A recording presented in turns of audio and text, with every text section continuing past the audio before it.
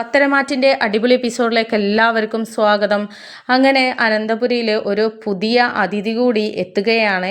ആ ഒരു സമയത്ത് നമ്മുടെ ജലജയും അഭിയുമാകട്ടെ വളരെ സന്തോഷത്തിലാണ്. കാരണം തൻ്റെ കൂടെ നിൽക്കാൻ തൻ്റെ മകള് വരുന്നു എന്നുള്ള ആ ഒരു ചിന്തയിലായിരുന്നു അവർ. അങ്ങനെ അഭി ജലജയോട് പറയുന്നുണ്ട്, എന്തായാലും അവന്തിക വരുന്നുണ്ട്, അത് നമുക്ക് വലിയൊരു ആശ്വാസം തന്നെയാണ്. അവളെ നമ്മുടെ കൂടെ നിർത്തണം. വന്ന് കയറിയ ഉടനെ തന്നെ നമ്മുടെ ഭാഗത്ത് നിൽക്കുന്ന രീതിയിലുള്ള സംസാരിച്ച് അവളെ നമ്മുടെ ഭാഗത്തേക്ക് അടുപ്പിക്കുന്ന രീതിയിലുള്ള പ്രവർത്തികളൊക്കെ ഉണ്ടായിരിക്കണം എന്നുള്ള ആ ഒരു തീരുമാനം അവർ രണ്ടുപേരും എടുക്കുന്നുണ്ട്. അങ്ങനെ നവ്യയോടും ഇക്കാര്യത്തെക്കുറിച്ച് പറയുന്നുണ്ട്. അവന്തികയെ നമ്മളെന്തായാലും നല്ല രീതിയിൽ പറഞ്ഞ് മനസ്സിലാക്കി കൂടെ നിർത്തണം. അവളെ കൂടെ നിർത്തിയാൽ നമുക്ക് നല്ലതേ വരൂ എന്നൊക്കെ ഇങ്ങനെ പറയുന്നുണ്ട്. അങ്ങനെ ഈ വിവരം, നമ്മുടെ അവന്തിക വരുന്ന വിവരം ദേവയാനിയും നയനയും അറിഞ്ഞിരുന്നു.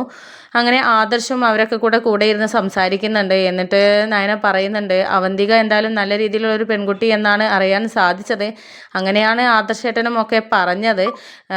പക്ഷേ ഇനി വന്നു കഴിഞ്ഞാൽ ഇവരുടെ കൂടെ കൂടിയിട്ട് ആ പെൺകുട്ടിയും നാശമാകുമോ എന്നുള്ളതൊക്കെ നയന ചോദിക്കുന്നുണ്ട്. അപ്പം ദേവയാനി പറയുന്നുണ്ട്, എന്തായാലും അവരുടെ കൂട്ടങ്ങളുടെ ഇടയിലേക്ക് വിട്ടിട്ട് അവളെ നശിപ്പിക്കാൻ പാടില്ല. അമ്മയും മകനും എന്തായാലും ചീത്തയായി പോയി. അവന്തികയെ നമ്മുടെ കൂടെ കൂട്ടിയിട്ട് അവളെ നല്ല രീതിയിലാക്കിയിട്ട് നല്ലൊരു വിവാഹമൊക്കെ നടത്തണം. നല്ലൊരു മോളാണ്, അവളെ ഇനി കേടാവാൻ നമ്മൾ സമ്മതിക്കാൻ പാടില്ല എന്നൊക്കെ ഇങ്ങനെ നമ്മുടെ ദേവയാനി നയനയോട് പറയുന്നുണ്ട്. അപ്പോൾ ആ സമയത്ത് നയന പറയുന്നുണ്ട്, ആയിക്കോട്ടെ, ഞാനെന്തായാലും അക്കാര്യത്തെക്കുറിച്ച് ഏറ്റു. എനിക്കെന്തായാലും നല്ല പെൺകുട്ടികളുടെ ജീവിതമല്ലേ, വഴി തെറ്റിക്കാനൊന്നും താല്പര്യമില്ല. അതുകൊണ്ട് ഞാൻ അവളെ നല്ല രീതിയിൽ നോക്കി പറഞ്ഞ് മനസ്സിലാക്കി കൊണ്ടുവരും. എന്താണെന്നുള്ള അവസ്ഥ വന്നത് നോക്കിയിട്ട് നമുക്ക് മനസ്സിലാക്കാം എന്നൊക്കെ ഇങ്ങനെ ചിന്തിക്കുന്നുണ്ട്. അങ്ങനെ പിറ്റേ ദിവസം നമ്മുടെ ജലജയും ഒക്കെ ചേർന്നിട്ട് അടുക്കളയിൽ അവന്തികയെ ഇഷ്ടപ്പെടുന്ന ആഹാരങ്ങളൊക്കെ ഉണ്ടാക്കിക്കൊണ്ടിരിക്കുകയാണ്. ദേവയാനിയാകട്ടെ പല രീതിയിലുള്ള പലഹാരങ്ങളും ഉണ്ടാക്കുന്നുണ്ട്. അപ്പോൾ ആ സമയത്ത് നമ്മുടെ ജലജ ചോദിക്കുന്നുണ്ട്, ഇതെന്താ ഏട്ടത്തി ഒരുപാട് പലഹാരങ്ങളൊക്കെ ഉണ്ടാക്കുന്നുണ്ടല്ലോ, ഇതാർക്ക് വേണ്ടിയിട്ടാ? ഓ, നയനയ്ക്ക് ആയിരിക്കുമല്ലേ, അവൾ ഗർഭിണിയാണല്ലോ, അപ്പം അവർക്ക് വേണ്ടിയിട്ടുള്ള സാധനങ്ങളായിരിക്കുമല്ലേ ഉണ്ടാക്കുന്നത് എന്നൊക്കെ പറയുമ്പോൾ ദേവയാനി പറയുന്നുണ്ട്, അതുകൊണ്ട് പിന്നെ വേറൊരാൾക്കും കൂടെയാണ്, ഇന്ന് അവന്തിക മോള് വരികയല്ലേ, അവൾക്കും കൂടെയാണ് എന്നൊക്കെ പറയുന്ന സമയത്ത് ജലജ പറയുന്നുണ്ട്, ഓ, അവൾക്കുള്ളതൊക്കെ ഞാൻ ഉണ്ടാക്കുന്നുണ്ട്, അതിന് ഏട്ടത്തി കഷ്ടപ്പെടേണ്ട കാര്യമില്ല എന്നൊക്കെ ഇങ്ങനെ പറയുന്നുണ്ട്. അപ്പോൾ ആ സമയത്ത് ദേവയാനി പറയുന്നുണ്ട്, എന്നെക്കൊണ്ട് കൂടുതൽ പറയിപ്പിക്കണ്ട, ഞാൻ പറഞ്ഞ ജോലി ചെയ്ത് അടങ്ങി ഒതുങ്ങി അവിടെ നിന്നാൽ മതി, അല്ലെങ്കിൽ എൻ്റെ വായിലിരിക്കുന്നത് എല്ലാവരും അറിയും. എന്താ അറിയണോ എന്നൊക്കെ ചോദിക്കുന്നുണ്ട്. അപ്പോൾ ആ സമയത്ത് ജലജ പറയുന്നുണ്ട്, ഓ ഏട്ടത്തി, ഞാനൊന്നും പറഞ്ഞില്ല, ഏട്ടത്തിക്ക് എന്താ ഇഷ്ടമുള്ളത് അവന്തികയ്ക്ക് ഉണ്ടാക്കി കൊടുത്തോ എന്നൊക്കെ ഇങ്ങനെ പറയുകയാണ്. അങ്ങനെ കുറച്ച് സമയത്തിന് ശേഷം അവന്തിക വീട്ടിലെത്തുന്നുണ്ട്. വീട്ടിലെത്തുന്ന സമയത്ത് സ്വീകരിക്കാനായിട്ട് ദേവയാനിയും നയനയും തന്നെയാണ് മുൻഭാഗത്തുണ്ടായിരുന്നത്. അങ്ങനെ അവന്തിക ഓടി വന്നിട്ട് നമ്മുടെ ദേവയാനിയെ കെട്ടിപ്പിടിക്കുകയും ഒക്കെ ചെയ്യുന്നുണ്ട്. അതുപോലെ തന്നെ നയനയും കെട്ടിപ്പിടിക്കുന്നുണ്ട്. അങ്ങനെ അവളെ സ്വീകരിച്ച് ഇരുത്തുകയാണ്. ആ ഒരു സമയത്ത് എങ്ങനെയുണ്ട് മോളെ, വിശേഷങ്ങളൊക്കെ സുഖമല്ലേ എന്നൊക്കെ ചോദിക്കുന്നുണ്ട്. അപ്പം എനിക്ക് സുഖം തന്നെയാണ്, പിന്നെ ഇവിടെ നടക്കുന്ന കാര്യങ്ങളൊക്കെ ഞാൻ അറിയുന്നുണ്ടായിരുന്നു, ആദർശേട്ടൻ എന്നോട് പറഞ്ഞിരുന്നു. എന്തായാലും വിശദമായിട്ട് എനിക്ക് ചില കാര്യങ്ങളൊക്കെ പഠിക്കാനുണ്ട്, എന്നിട്ട് എനിക്കും കുറച്ച് തീരുമാനങ്ങൾ എടുക്കാനുണ്ട് എന്നൊക്കെ പറഞ്ഞിട്ട് മുത്തശ്ശൻ്റെ അടുത്തോട്ടാണ് പോകുന്നത്.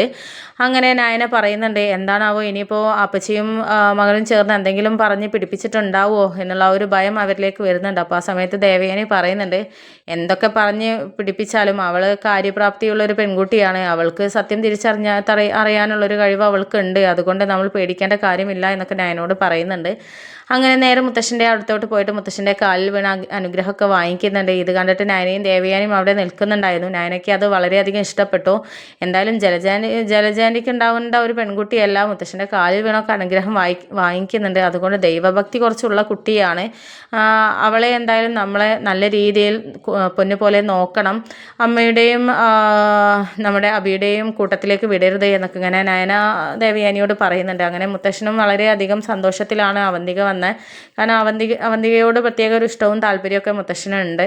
അങ്ങനെ പിന്നീട് അവന്തിക ജലജയെ കാണാനാണ് പോകുന്നത്. അപ്പോൾ മോളെ എന്നൊക്കെ പിടിച്ച് ഇങ്ങനെ കെട്ടിപ്പിടിക്കുന്നുണ്ട്. എന്നിട്ട് മോള് വന്നത് എനിക്ക് ആശ്വാസമായി, ഇവിടെ എല്ലാവരും കൂടെ ചേർന്നിട്ട് ഞങ്ങളാകെ ഒറ്റപ്പെടുത്തുകയായിരുന്നു, ഇപ്പോഴാണ് ആശ്വാസമായത്, ഇപ്പോൾ അമ്മയ്ക്കും അഭിയേട്ടനും ഒരു കൂട്ടായി നീ വന്നത് എന്നൊക്കെ ഇങ്ങനെ പറയുന്നുണ്ട്. അപ്പോൾ ആ സമയത്ത് അവന്തിക പറയുന്നുണ്ട്, ആർക്കാണ് ഞാൻ കൂട്ടാവാൻ പോകുന്നത് എന്നുള്ളത് ഞാനൊന്ന് പഠിച്ച് തീരുമാനിക്കട്ടെ, അല്ലാതെ എനിക്ക് ആരും പറഞ്ഞത് വിശ്വസിച്ചിട്ട് അങ്ങനെ ചെയ്യാൻ താല്പര്യമില്ല. ഇവിടെ നടക്കുന്നത് എന്താണെന്നൊക്കെ കണ്ടറിഞ്ഞിട്ട് അമ്മയുടെ കൂടെ നിൽക്കണോ അല്ലെങ്കിൽ മറ്റുള്ളവരുടെ കൂടെ നിൽക്കണോ, ആരുടെ ഭാഗത്താണ് സത്യവും ന്യായവും ഉള്ളത് എന്നൊക്കെ ഞാൻ പഠിക്കട്ടെ, എന്നിട്ട് മതി സ്നേഹവും ബന്ധവും കൂട്ടും എന്നൊക്കെ ഇങ്ങനെ പറയുന്നുണ്ട്. അപ്പം ജലജയുമാണെങ്കിൽ ആകെ ടെൻഷനായിട്ട് നിൽക്കുകയാണ്. കാരണം അവന്തികയെ അവരുടെ കൂട്ടത്തിൽ കൂട്ടാമെന്നുള്ള ആ ഒരു തീരുമാനത്തിലായിരുന്നു ജലജ ഉണ്ടായിരുന്നത്. പക്ഷേ അവൾ ആരുടെ ഭാഗത്താണ് ചായുക എന്നുള്ള ആ ഒരു സംശയത്തിലാണ് ഇപ്പോൾ ജലജയും അഭിയും നിൽക്കുന്നത്. അപ്പോൾ അവന്തിക ആരുടെ ഭാഗത്തേക്കാണ് പോകാൻ പോകുന്നത് എന്നുള്ളത് നമുക്ക് അടുത്ത എപ്പിസോഡിലൂടെ കാണാം.